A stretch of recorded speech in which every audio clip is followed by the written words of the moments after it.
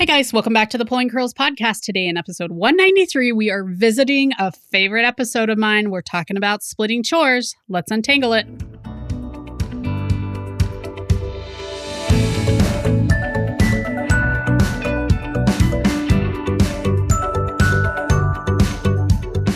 Hi, I'm Hillary Erickson, the curly head behind the Pulling Curls podcast, Pregnancy and Parenting Untangled. There's no right answer for every family, but on this show, we hope to give you some ideas to make life simpler at your house. Life's tangled, just like my hair.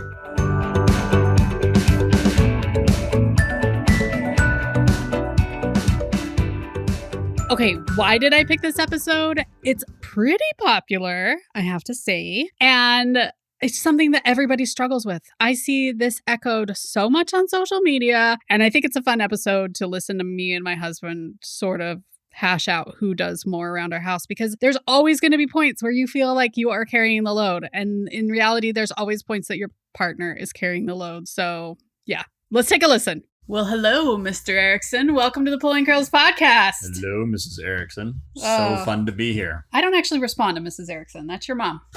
That's very true. Anyway, my wildest dream is that we will come close to Kristen Bell and Dax Shepard today. So we'll see.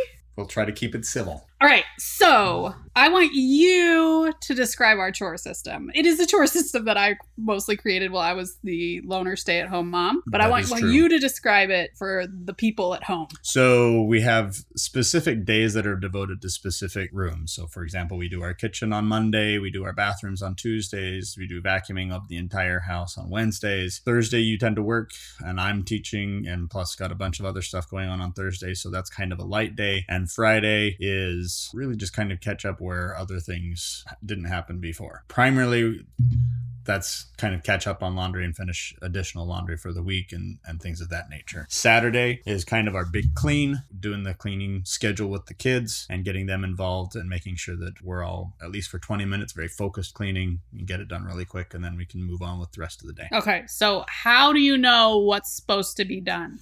We use an app called Tick. And by we, he means me.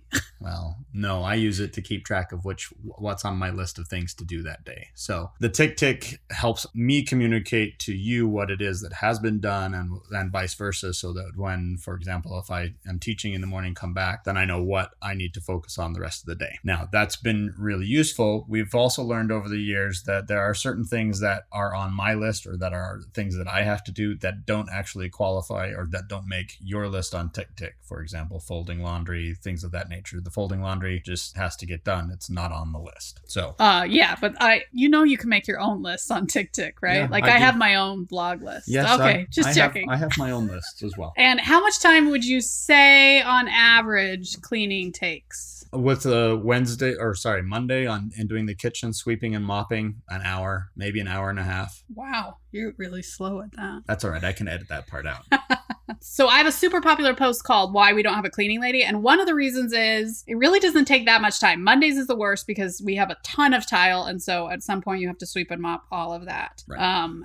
But that would have to happen. Like if we had a maid every other week, we'd still have to do something with the tile probably weekly because we have kids and they are like elephants. So that's very true. Do you feel like it takes a lot of time? No, not at all. Actual cleaning of your house once you're organized and stuff, I think. Maybe an hour. On that same token of the post about why we don't have a cleaning lady, where it takes so little time and it is, you own the home, you've got to have some skin in the game and keeping it up to date and keeping it clean and making it the place that you want to be in. Otherwise, it becomes kind of, to me anyway, it becomes kind of a sterile environment that somebody else deals with and you just happen to sleep there. Yeah, although my main reason is to the kids, I don't want them to think that having a maid is a normal thing. So, absolutely. And I want them to be, our kids actually, besides sweeping and mopping, our kids, they clean 2 of our bathrooms, they vacuum extra rooms, and on the Saturday clean, we add other things into it that a maid would normally do. And so for us, that's just how we've decided to do. I'm not saying that it's bad to have a maid, and I hope to have one as soon as my youngest moves out of this house. But until then, I want her to think that everyone just cleans their house on their own. Well, and I think it's important for kids to have that same kind of buy-in, that they have a part in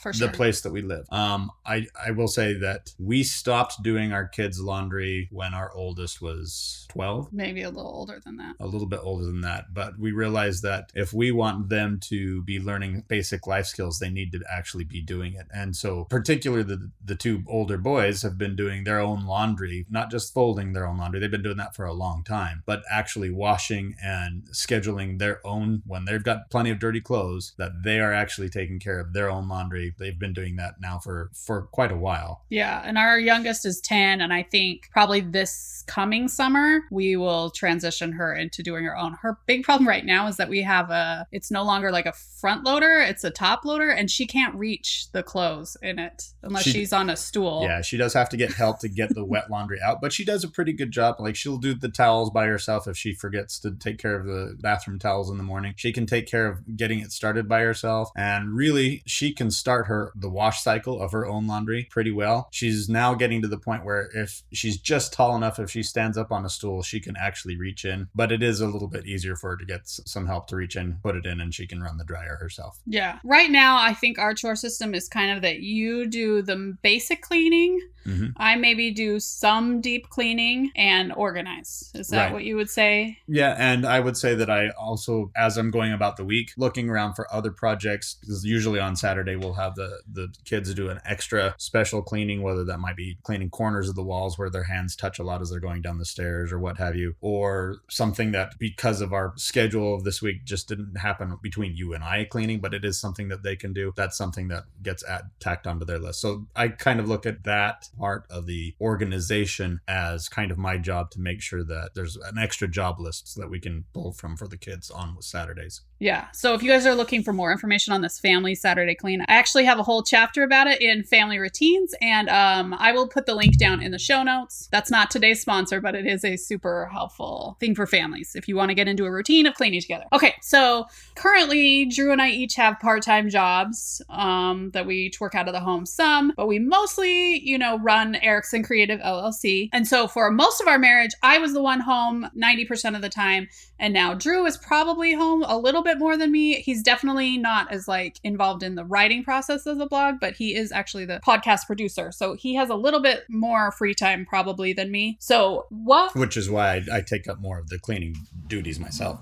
Okay, so Drew, I know a lot of women are like, oh, that must be such a dream to have your husband home full time. That is a podcast for another day. But today, what was the hardest part of splitting up chores when you worked full time outside the home? When I was a band director, it was the constant, there were so many weeks where it was 60 to 80 hours of work a week at school. So then coming home and finding the time to actually be contributing to all the stuff, I constantly felt guilt that you were having to do the vast majority of the housework while I was just trying to scrape by making a living and make my contribution to our home. Since making this career shift, I find it much easier. I think our relationship in terms of diversifying what's happening at home is a lot better. I think it's better balanced, but for the band director life, it didn't ever slow down to a point where things would get better. It just changed gears. It just was constant all the time, having to be at school or having to be doing basically a pseudo parent for somebody else's child instead of being able to be a parent for my own. So we did have summers though, where I would then go to work. So we have shifted this way before, because during the summers, I would usually work more towards full time if we weren't on vacation, and you would be at home doing the chores, which is why Tick Tick has always worked so well, because we have balanced off. When you worked full time at school though, you pretty much just folded laundry, right? That was your main, assigned, air quotes, assigned chore. I remember doing a lot of sweeping and mopping of the kitchen floor when I got home from marching band practice on Monday nights. Drew is hallucinating. Well, all right. See, you guys, I think every couple feels this way. He thinks that he's swept and mopped, but I promise you, Drew swept and mopped maybe 10% of the time, and I did a lot more than he did. But he wasn't home, and so I was home much more. Let's just suffice to say that I was not home a lot of the time because my job requirement had to be someplace else. A lot. Yeah. So if you're at home and you're struggling with a spouse, you're at home with small children and your spouse is not doing the housework, I would recommend, he didn't like the way I folded laundry. And so clearly that needed to be his job. And so that is one way that we diversified things. And then if I was sick or whatever, or he was sick, then I would help fold laundry or he would help sweep and mop. Sweeping and mopping if you can't tell, is our biggest job here in this house. And so it does take a lot of extra time. Yeah. So what is the hardest part about splitting chores now that you're home more? Now that I'm home more, I don't know that it's terribly difficult to try and split up the jobs so much anymore. I think it's, like I say, since going through this career shift, I think that aspect of things has become much better balanced. I have the problem that I feel like things need to be done on the day they are assigned because that's the nursing school in me. And sometimes you don't do them on the day that's assigned. Do you ever feel pressure that your wife is so anal that you would like to put her in the mop bucket? I don't know that I'd say put you in the mop bucket necessarily. That seems a little dark. I wouldn't. But that is a difference in philosophy. I think if by Saturday or within a given time frame the work gets done, that's the primary goal. The having it done on a specific day. Having been in our relationship for as long as we have, I get where you're coming from, but I still have the same philosophy of get it done when you can get it done, and that's the end of it. Well, I believe everything in life has a due date. Anyway, is there anything that you would change with the chore system that we have now? No, I think our chore system actually works really, really well. I think it works well for our kids knowing their expectations of what's expected when they come home from school, and it gives them a benchmark for when they can get things done. I actually do enjoy having specific days where the due date, if you will, air quotes, is consistent, because even if it doesn't get done on that particular day, then I know it's first priority on the back burner. I don't even have a back burner. I have many back burners. Just as a matter of survival. Everything's front burner for me. What about, I know I've talked with other people and I've mentioned to use TickTick or any to-do list feature. You could do it on tasks, on Google. TickTick's nice because you can share one of your task lists, but then you can also have your own. It's free. The one we use is free. You can upgrade for Pro or something like that. But what do you think about using that type of a thing? It was not the easiest to get you into that zone. I think in hindsight, after doing it for many years now, I think it's actually a great way. And I have actually recommended it in the scouting life for my scouts that are doing personal management to keep track of what they have to do. One of the things they have to do is to make a to-do list and do it for a specified amount of time. I think TickTick is a great tool in order to be able to do that. And not only that, it allows, again, communication with everybody who's on the team to know what is expected and what has to be done. Yeah. I think initially, though, you didn't love being told I did not. What needed to be done. But I feel like it's a way to be like, this is what needs to be done without me needing to nag you, because the nagging is what bugs you, and it bugs me that I need to nag because I'm not your mom. Yes. The nagging part of it was the worst. Even though they call me Mrs. Erickson sometimes. Yes. Which is your mom. Well, I am still Mr. Erickson, but I more frequently go just by my first name these days. So. Do your students in college call you Drew? If they call me anything, they usually call me Mr. Erickson or Professor Erickson, but I always sign my emails with just my first name. Wow. You're growing up or growing down. I don't know what that is. All right. So let's share. What's your least favorite job around the house? Sweeping and mopping. Yeah.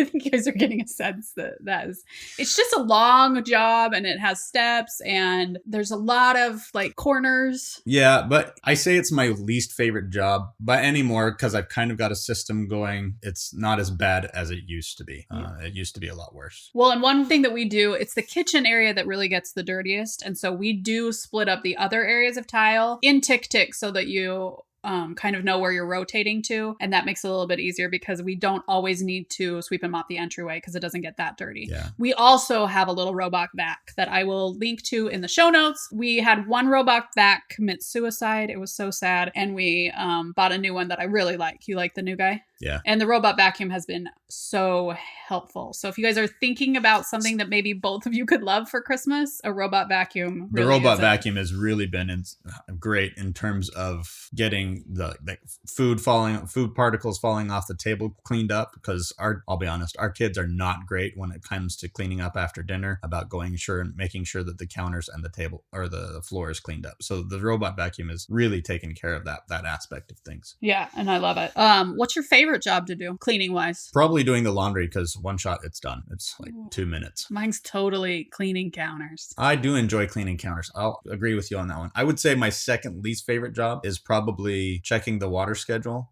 Although I will say with TickTick, being able to have all of the information on TickTick to know what day is what. Initially, when it was first on the schedule, we didn't have that information, and I hated it because then I had to go and find what information, however many days we were supposed to be irrigating, all of that garbage. and then go deal with the sprinkler system. So if you guys are wondering what in the heck Drew's talking about, because we live in Arizona, like during the winter, you can like water, it's like 20 days between waterings, but during the summer, you have to switch it to like every 3. We only have a very small amount of grass. I know, please don't think we're like ruining the world with our grass consumption, but every month it pops up in TickTick to change how often the watering schedule is watering. And it's, again, because we live in the desert, it makes sense because we're wanting to conserve water and not abuse those privileges. But the other primary reason is because we live in Arizona, and going out to check the water system means that we have to go outside and it's 110 and just miserable and ugly. And it's so great living here. What a blessing it is to live in the desert. Yeah. All right. Any other tips you would give for a mom who's at home with kids and who feels like she has to do all of the housework coming from someone who was on the other side? Even though I resisted it a lot, making a consistent schedule, using some kind of an app where communication takes the nagging part out of it, makes the relationship so much better. But having that cleaning schedule and a consistent schedule, I remember growing up, we used to have basically Saturday was the clean day and every other day was whatever happened. Dinner cleanup was consistent, but it just made Saturday kind of a dreadful day because we had a ton of cleaning up to do, versus going through and doing it consistently throughout the week makes the weekend much more enjoyable. Yeah. So we do a 20-minute clean, which usually spreads into 30 when we ask kids to deep clean. But that's really all we do on Saturdays. And that comes from, I couldn't do all the cleaning on Saturdays because I worked every other weekend for such a long time of our lives. So yeah. And I will say that living on a schedule, I realize there's people out there that don't like being on a schedule, but I can promise that the living on a schedule and having some kind of a schedule actually frees up more time, either later in the day, later in the evening, or on the weekend when you really want to have some time to relax and chill out a little bit. It really allows that time to happen rather than constantly having something that's nagging at you that has to be done. Yeah. Well, and I use TickTick for all a variety of things, and it's just so nice to have things pop up on there instead of having to be like, when was I supposed to do XYZ? Check the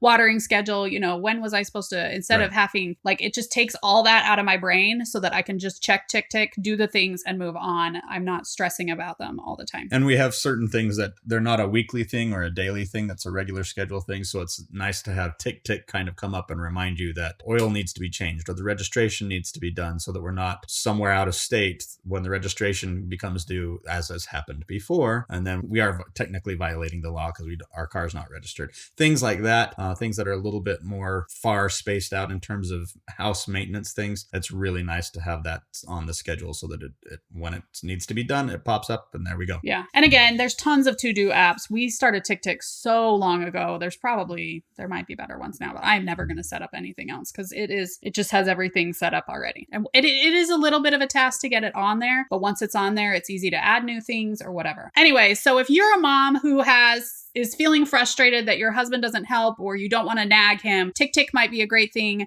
You can share one list, keep a list for yourself. But I think now that I've been on both sides of the chore table, where I'm working more than Drew right now, but he's worked more than me for most of our marriage, I just think it's really easy to feel like the other person hasn't done much all day, and that is not helping anyone. Don't feel like your husband hasn't helped out the house when he's been at work all day, because somebody has to have the money so you can buy groceries and pay your mortgage. But also he needs to feel like that even though you've, air quotes, just been at home with the kids all day, you've still been incredibly busy, and that is sucking the life force out of you. And so you each need to have some give and take in that. And we've just felt like TickTick kind of made it so everyone could kind of see what got done and what needs to get done, because really all you need to focus on is what needs to get done versus like what has gotten done. Right. And like I say, it's been very powerful in improving our communications on the basic house stuff. I think building a strong marriage can be difficult. And the more you realize that everyone else kind of struggles with the same things that you struggle with, the more likely you are to maybe stick it out or find a solution that helps both of you be happier in life. Stay tuned. We have some great episodes coming up. One of my favorite TikTok nutritionists is coming on next week to talk about prenatal nutrition. And then the week after that, I am talking about the hardest parts of parenting right now.